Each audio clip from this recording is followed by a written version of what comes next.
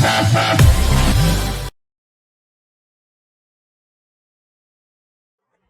Students, आज मैं class 12 का फर्स्ट टॉपिक लेकर आई हूँ, दैट इज इलेक्ट्रोस्टैटिक्स। और यहाँ पर हम क्योंकि बात करेंगे इलेक्ट्रोस्टैटिक्स की, तो बेसिकली आपको पता होना चाहिए कि इलेक्ट्रोस्टैटिक्स में आप क्या पढ़ने जा रहे हैं। इलेक्ट्रोस्टैटिक्स का मतलब बेसिकली अगर देखा जाए, इसको दो पार्ट में तोड़ा जाए तो इसका मतलब क्या हुआ, इलेक्ट्रॉन जो आपके कैसे हो, स्टेशनरी हो। तो हम बेसिकली ऐसे चार्जेस के बारे में पढ़ेंगे जो चार्जेस आपके स्टेशनरी चार्जेस हो।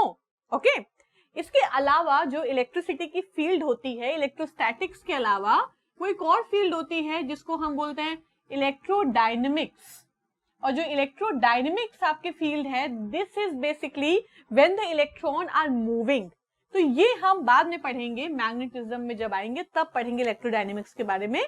अभी हम स्टेशनरी चार्जेस के बारे में पढ़ेंगे, मतलब इलेक्ट्रोस्टैटिक्स के बारे में पढ़ेंगे। तो जो फर्स्ट चैप्टर है हमारा इलेक्ट्रोस्टैटिक्स में, that is electric charges and fields. Okay, तो सबसे पहले चलिए हम जानते हैं कि इलेक्ट्रिक चार्जेस क्या होते हैं। हमारे अगल बगल सब कुछ, हर जगह क्या है, मैटर। तो यहां से हम स्टार्ट करते हैं। अगर हम मैटर की बात करें तो मैटर की दो इंट्रिंसिक प्रॉपर्टीज होती हैं, और वो इंट्रिंसिक प्रॉपर्टीज होती हैं, आपका एक मास होता है और दूसरा इंट्रिंसिक प्रॉपर्टी होती है चार्ज। अब देखा जाए तो ये दोनों प्रॉपर्टी बड़ी इंपॉर्टेंट होती हैं। जैसे मास और चार्ज दोनों की वजह से हमको फोर्स फील होता है। अगर बॉडी में मास है, जो कि ऑब्वियस सी बात है हर जगह प्रेजेंट है, तो हमें फील होता है फोर्स ऑफ ग्रेविटी, आपको ग्रेविटेशनल फोर्स फील होगा।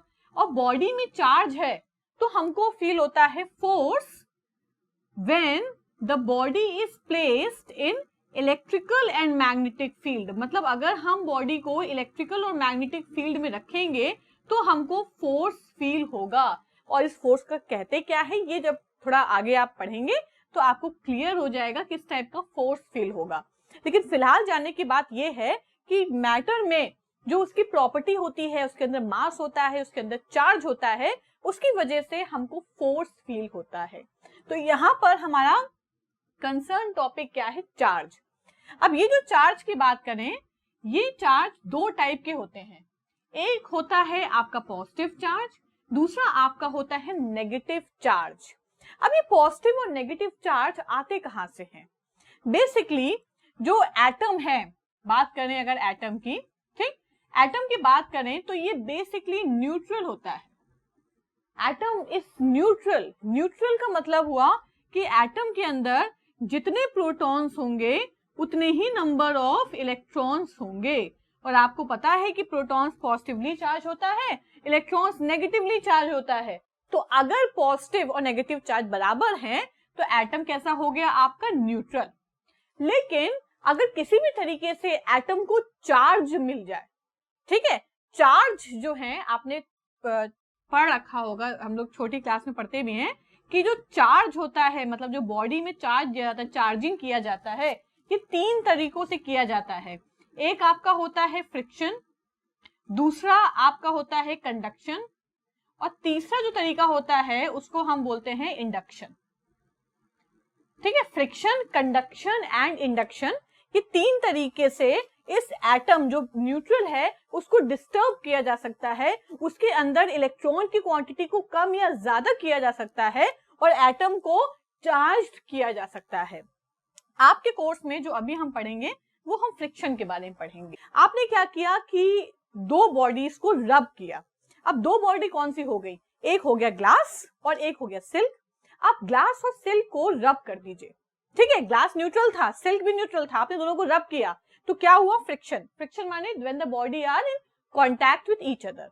तो जैसे ही आपने दोनों को रब किया तो ग्लास के इलेक्ट्रॉन्स डिस्टर्ब हो गए और सिल्क के इलेक्ट्रॉन भी डिस्टर्ब हो गए। ग्लास के इलेक्ट्रॉन सिल्क में ट्रांसफर हो गए तो ग्लास में क्या हो गया, इलेक्ट्रॉन कम हो गए, तो क्या बढ़ गए, प्रोटॉन। मतलब ग्लास के अंदर पॉजिटिव चार्ज की क्वांटिटी बढ़ गई और ग्लास आपका हो गया पॉजिटिवली चार्ज।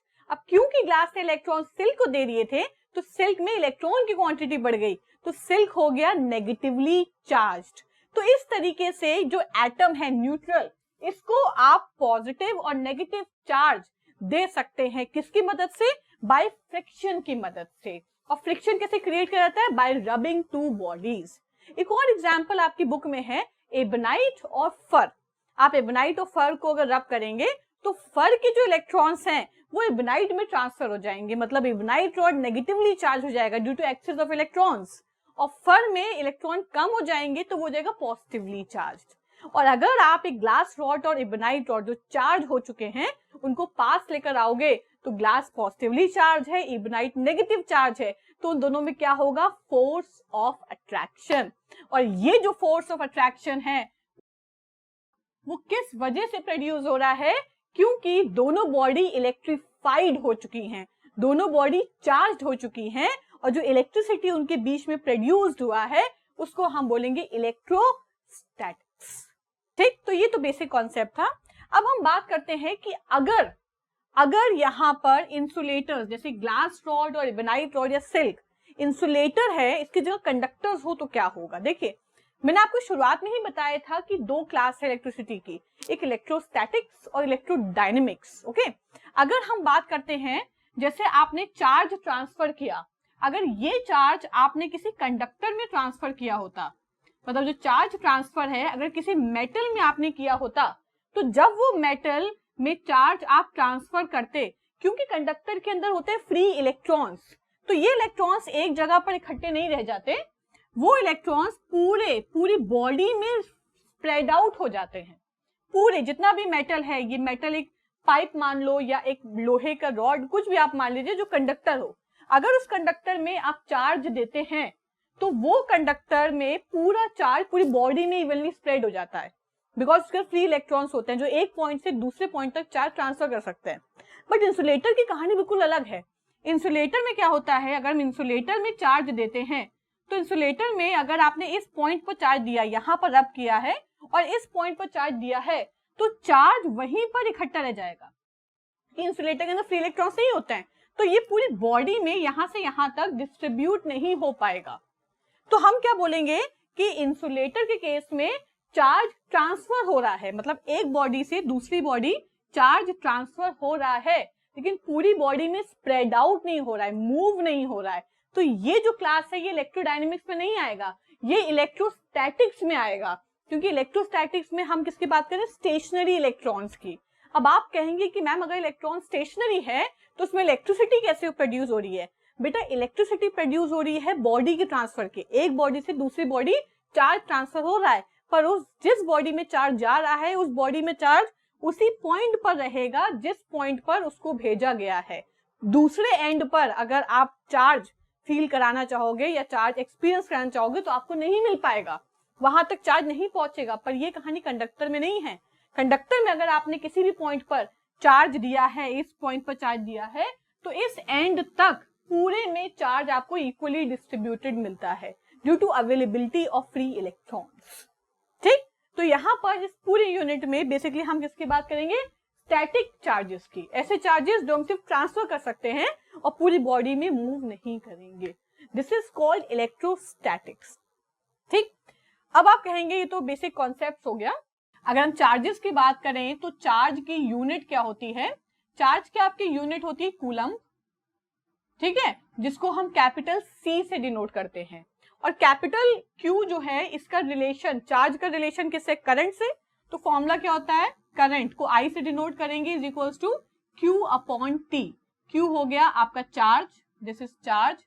T माने क्या हो गया? Time, time taken by the charge to move in a conductor. और कैपिटल I आपका हो गया करंट।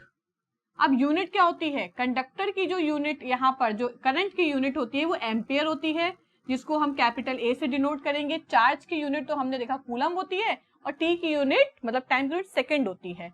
तो यहाँ पर एम्पियर को एक और यूनिट लिख सकते हैं कूलम पर सेकंड, मतलब ये भी आप लिख सकते हैं। दूसरा फंडामेंटल यूनिट क्या होती है करंट की? एम्पियर और कूलम पर सेकंड। तो ये तो आपकी कुछ बेसिक चीजें हो गई जो चार्ज के बारे में आपको पढ़ना है, और ये फॉर्मूलाज और ये यूनिट बड़ा काम आएगा आपको। ठीक है, so this is about my first lecture.